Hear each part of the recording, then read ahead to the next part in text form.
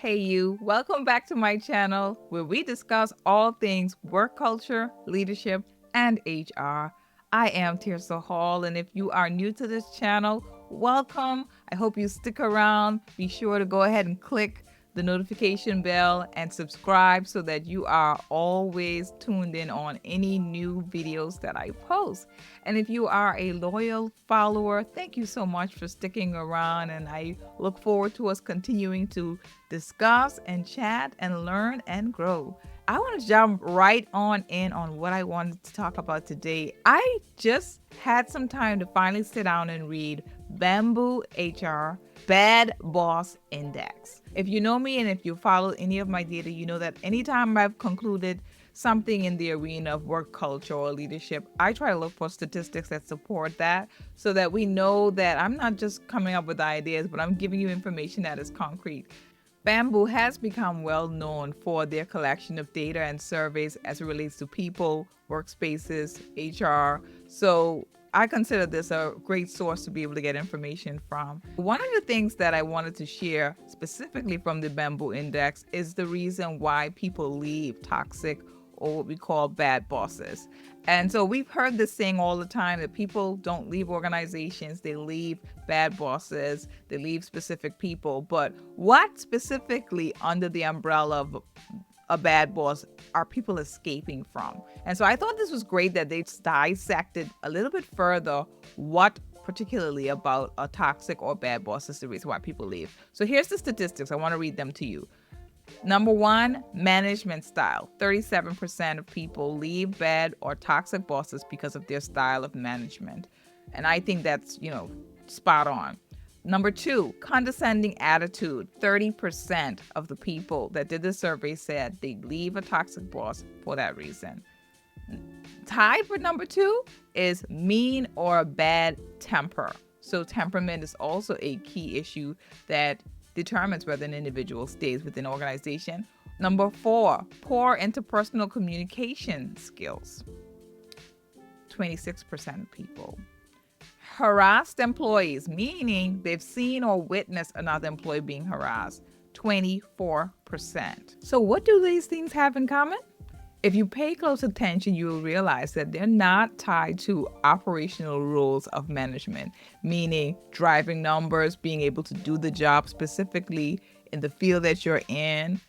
It's all tied to the cultural element and the culture-oriented aspects of management, which is leadership, the necessary tools of soft skills like conflict management, emotional intelligence. All of these things are critical to be able to ensure that employees are retained within an organization. This data is definitely not a shocker, but it does help us zero into what we're missing. A lot of the skills that are needed in the arena of leadership, they're missing them. When we talk about things like management style, how are we assessing what the management style is of a particular leader?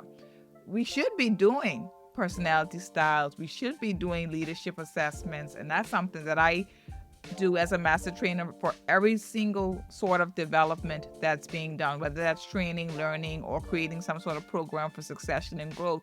You must have some element of assessment, because what I have found in doing well over 1,000 DISC assessments is that most leaders aren't even aware of who they are.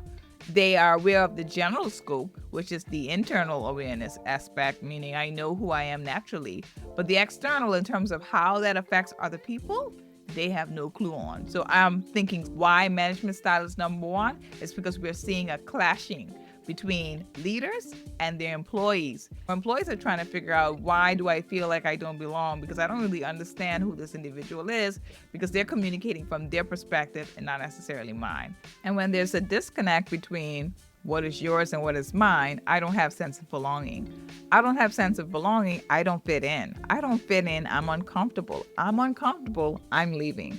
And so this is why it's so important that the management style is clear and that it is conducive for the teams that we are putting managers in front of to lead.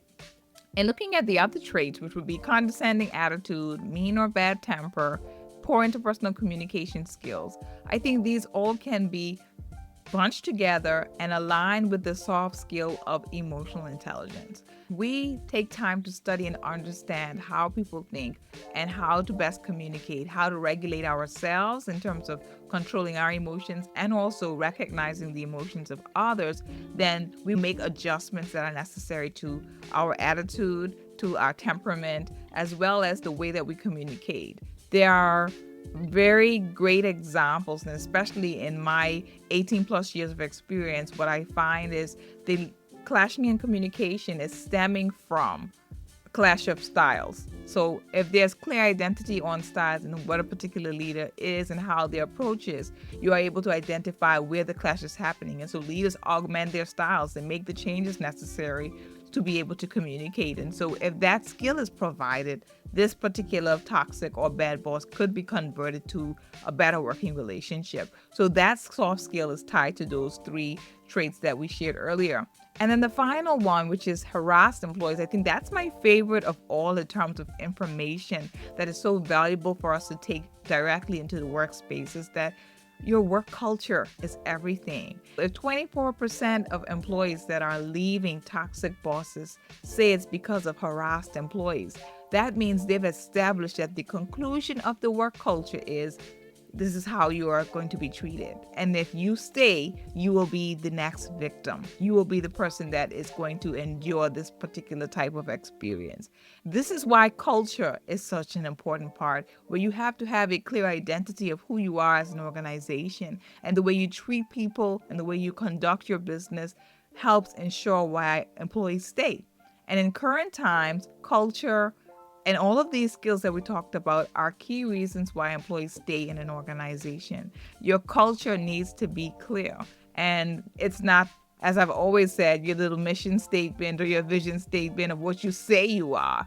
It's what is happening in the organization. What are the trends that employees are witnessing that set the tone? And so employees want that. They want sense of belonging. They want to have someone that understands and respects them for who they are and communicates in that way.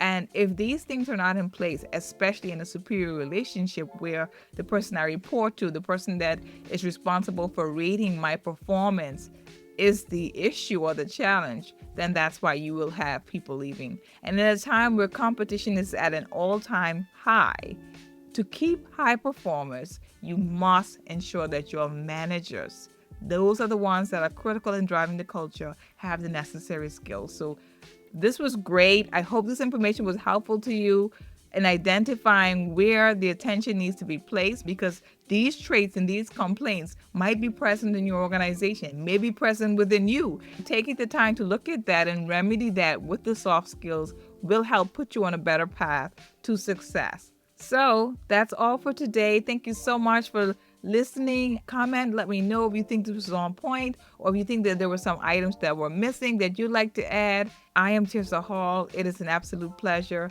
I wish you a safe psychological workspace. I wish you a leader that helps and commands great leadership within you. And if you are a leader, I wish that you will be and strive to be the best that you can be. And all you do, make sure that you make your mark on this world today. See you next time.